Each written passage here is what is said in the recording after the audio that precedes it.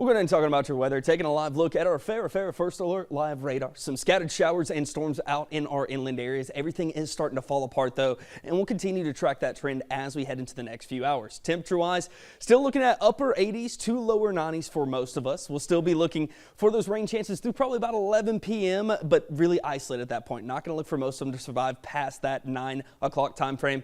Temperature-wise though, we'll be cooling down into the lower 80s through midnight. We'll be into the mid to upper 70s as we go into the start of tomorrow. So warm temperatures to start off your Sunday. Still very similar weather to what we saw earlier today. It'll be a nicer start to the morning, but temperatures are going to warm up very quickly. Mid to lower 90s for our highs tomorrow. More scattered storm chances as we head into the afternoon. But here's a closer look at those high temperatures. Upper 80s at the beach, mid 90s as you work in our inland areas. But it really doesn't matter where you're at tomorrow. Everyone's going to feel like they're in the triple digits. Still could see heat index values up to 109 to 110 for parts of the low country and our coastal areas. So already have that heat advisory in place for tomorrow. And with that extra heat comes a little bit of extra lift. Level 1 threat, 1 out of 5 for the low country areas north of I-16. Any severe storm that forms tomorrow, heavy rainfall, damaging wind gusts, going to be the primary threats that we look for. We'll look for storm chances starting as early as about 3 to 2 o'clock in the afternoon. And it's just going to come in waves, mostly coming in from the north, especially as we go into around that 10 o'clock time frame.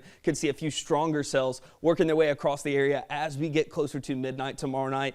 Damaging wind gusts still going to be the primary threat within those storms with anything that we do see severity wise, but still going to see more of this weather as we go into Monday as well, all because we've got this cold front. It's going to be working its way into the area, so increasing rain chances as we go into the start of next week. 80% on Monday. Those chances start to gradually decrease as we go into each afternoon through the rest of the week, but this front's going to be lingering around the area through much of the midweek. Higher rain chances for the southern half of our area, not as much for the north.